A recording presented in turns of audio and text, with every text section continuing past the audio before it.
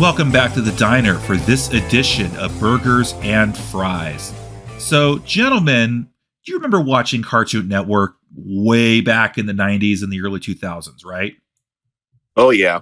Well, I probably didn't get Cartoon Network till sometime later. Which is fine, but we obviously have some good memories over it. Um, but what was some of the things that actually drew us to go looking up Cartoon Network back in the day?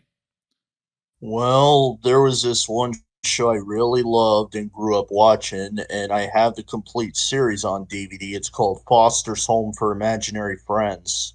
Okay, and when did Foster's Home for Imaginary Friends come out?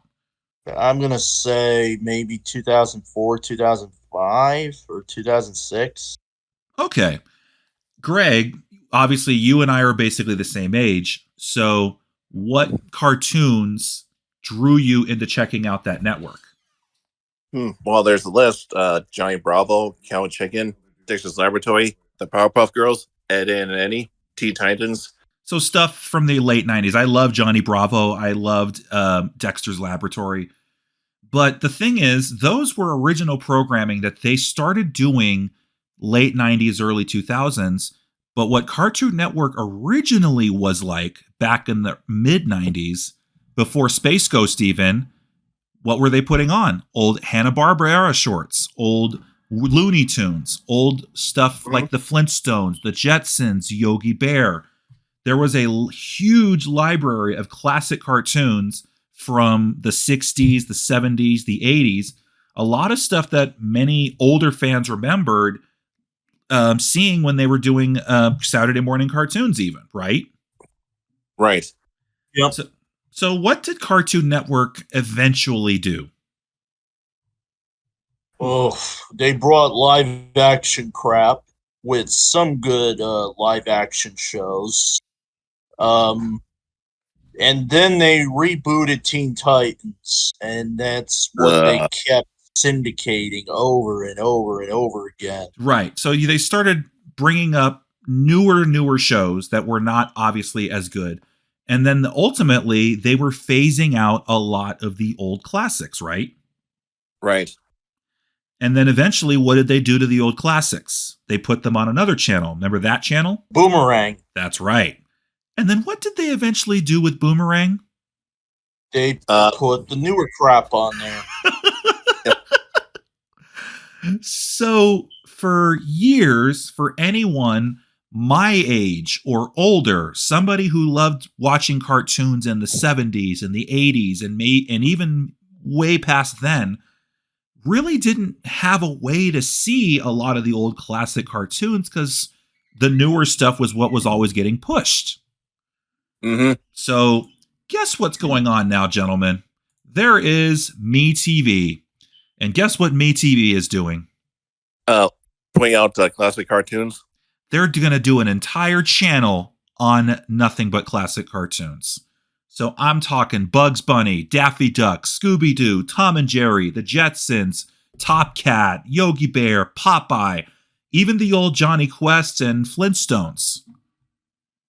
I'd say it's about time. Also, you got Rocky and Bullwinkle, Woody Woodpecker, Casper, Betty Boop, Speed Racer. Love that show.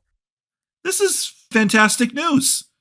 This is what they should have had years ago. And one thing I was going to mention that I didn't know Johnny Quest was an old cartoon. I kind of watched the new adventures of Johnny Quest during the 90s.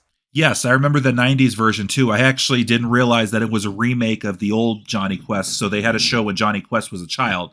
That I didn't remember that too much either. But again, there's a lot of people that are older than us that loved the original Johnny Quest.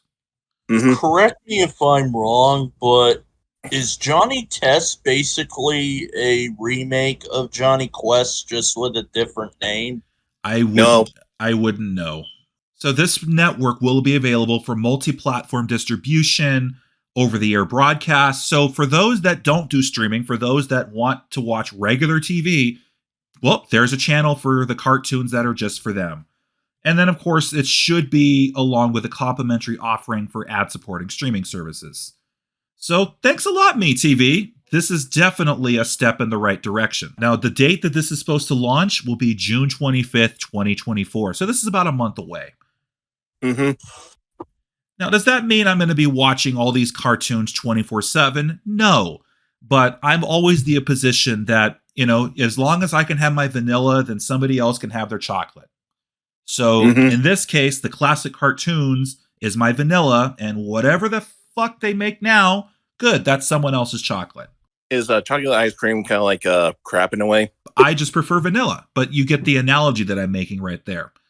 Yep. But again, this is basically 1992 Cartoon Network times 100 on steroids, available for free.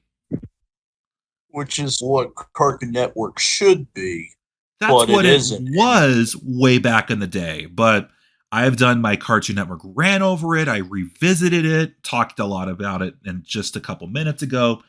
So the thing is, are we noticing a trend here that more people would much rather use streaming services to watch the old stuff? Yep. It's the same thing with Netflix. People would rather watch reruns of Seinfeld than watch anything new. And ever since the pandemic, I've been kind of binge watching all the seasons of The Simpsons on Disney Plus. When I watched all the episodes of The Simpsons, I made it all the way probably into season 22 or something, and then I really started to get bored. The first 10 seasons of The Simpsons, that's fucking great stuff. When would you say The Simpsons starts to get really bad, just so I know? Post 2010, maybe? Yeah. Oh, yeah. Early 2010. So, like, after season 20, then? Thereabouts. Yep. Okay. At least I'll know. I mean, Greg, you wanted to bring up downfall of animation. So you're noticing the trend that a lot of people nowadays don't really seem to digest many of the newer shows. I think the youngest cartoon show that I really enjoyed was Legend of Korra and Avatar: The Last Airbender. But those shows are well over 10 to 20 years old at this point. I mean, I really can't think of any new cartoon that's really hitting me. And even then, Futurama came back for another season, like with new episodes. South Park still is going, but South Park's been around since the late 90s. Greg, is there anything you really wanted to be bringing up about what's wrong with today's cartoons today? I think that most of them just have simple designs and bland story writing and all that. It's not that the cartoons back then were perfect, but maybe they weren't as agenda driven, obviously. What about Ren and Stimpy, Doug, Rugrats, and Real Monsters? Are those considered classics? If you were to ask a Nickelodeon viewer who watched stuff back in the early 90s, yes. But for me, I can't stand Ren and Stimpy. I never really considered it a classic. Well, it's probably because that son of a bitch ruined it for everybody. Oh, I didn't even like the show before the son of a bitch ruined it for everybody. But nowadays, even though SpongeBob is still going, because SpongeBob is over 20 years old, people consider SpongeBob now a classic. I was in preschool, I think, when I stumbled upon SpongeBob. So, yeah, it really just depends on the eye of the beholder. I mean, there's probably going to be somebody that thinks Cat Dog was a classic cartoon, and that wasn't really the best 90s cartoon back then. Oh, yeah, especially since it's got the one trope that everybody loves, the butt monkey trope. Cat always gets abused in that show. Oh, no, there was a lot of shows like that. You had the straight guy with the quirky goofball or whatever. It was a common trope at that time. Oh, yeah. I was going to say, I think when it comes to the animation industry, I think companies like Netflix have been kind of hard on animation as a whole. In what way? Well, they're like, they really don't care about cartoons anymore. They've been, I think, from what I've heard, they've been removing cartoons off their platform, or they're just not accepting new animated cartoons on there anymore. They've been kind of cutting the budget, you know. Or they've been remaking animes, or in the case of the live action Last Airbender. Yes. Eventually they're going to do a remake of Dragon Ball Z. I think the Odd Ones Out cartoon may have like gotten the can. Either way, we're really happy to hear that there is going to be those cartoons that people loved from way back in the day are going to be available for streaming platforms. So I'm definitely excited to hear about that, as will a lot of people be excited. If you ask anybody that's older than me, they're definitely going to be like, yes, this is amazing. I think when it comes to working in the animation industry, it's kind of challenging right now because there's probably some companies that won't take any animators. And if you have a cartoon on the streaming service like Netflix, you'll be lucky if you even make it past one season. With that said, the diner is closed. Thank you so much for joining. Stay tuned for the next episode. Please like and subscribe and comment and join the Discord server if you want to talk to us directly and maybe even possibly be featured on an episode. I'm Desert Coat 22. Thanks for listening.